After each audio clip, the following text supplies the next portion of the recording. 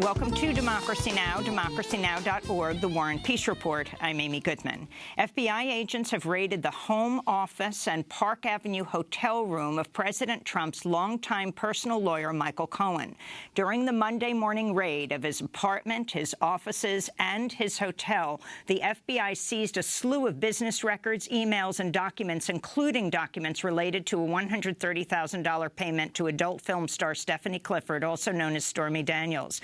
Cohen's admitted to personally paying Clifford to keep her quiet about an alleged 2000 affair she had with Donald Trump. The payment, only days before the 2016 election, may violate federal election law. The raid was carried out by the interim U.S. Attorney for the Southern District of New York, Jeffrey Berman, who is appointed by President Trump. It came after a referral by special counsel Robert Mueller. President Trump reacted angrily to news of the raid on Monday. So I just heard that they broke into the office of one of my personal attorneys, good man, and it's a disgraceful situation. It's a total witch hunt. I've been saying it for a long time. I've wanted to keep it down.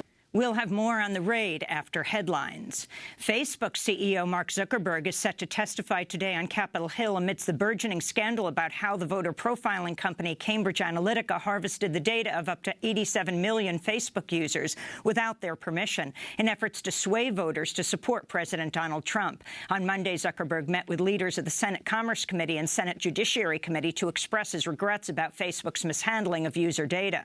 The company's also unveiled new privacy tools ahead of Zuckerberg's testimony today. We'll have more on Facebook later in the broadcast. President Trump threatened a forceful response to this weekend's alleged chemical gas attack in Syria that killed at least 40 people and injured as many as 1,000 in the rebel-held town of Douma outside the capital, Damascus.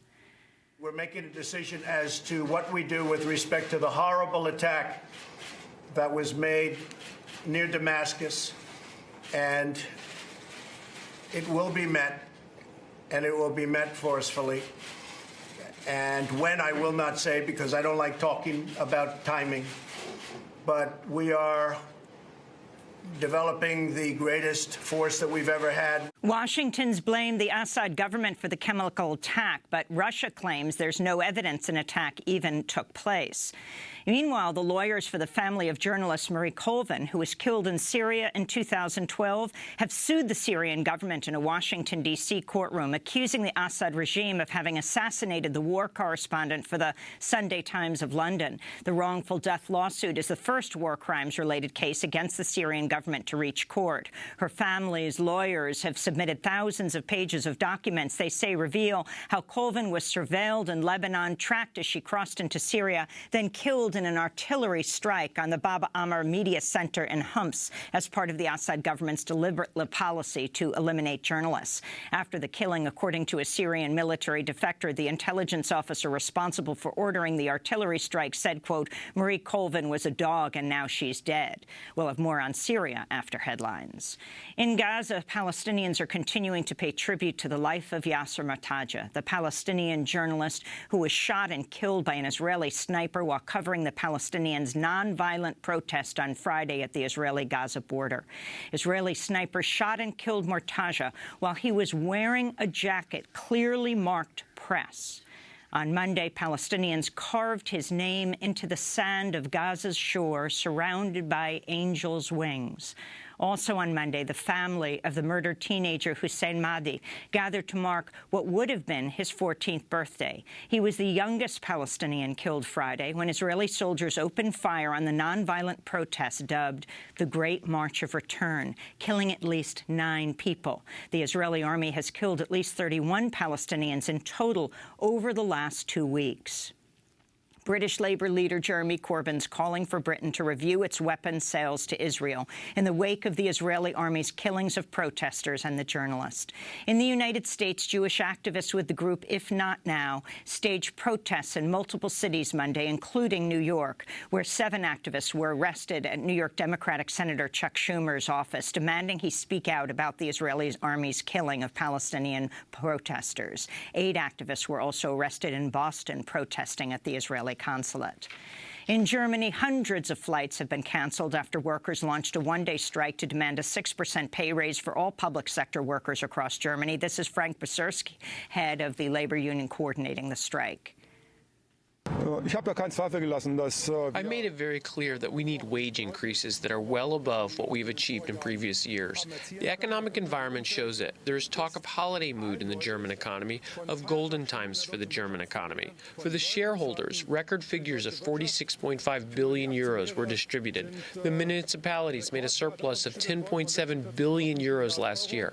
When, if not now, can there be a significant increase for all workers, including those in the civil service?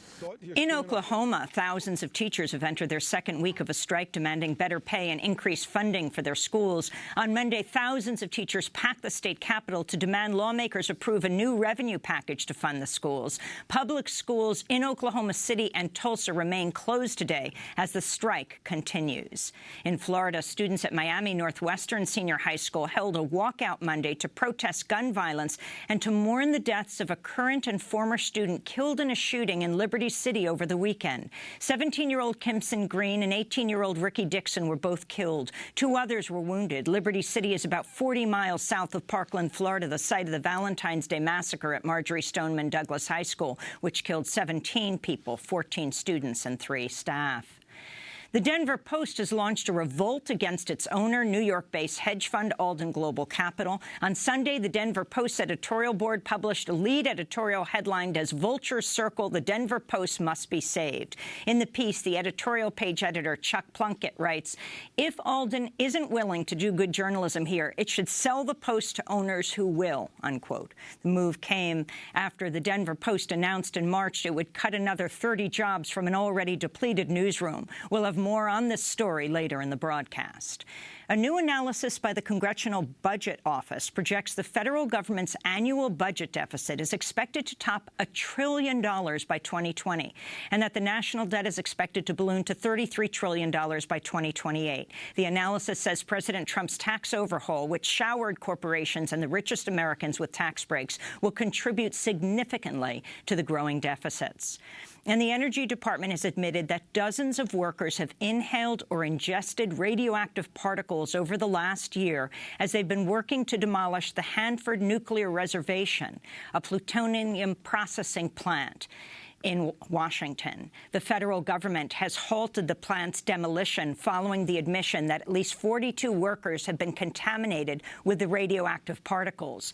To see our ongoing coverage of the Hanford nuclear site, go to democracynow.org. And those are some of the headlines. This is Democracy Now!, democracynow.org, The War and Peace Report. I'm Amy Goodman. And I'm Juan Gonzalez. Welcome to all of our listeners and viewers around the country and around the world.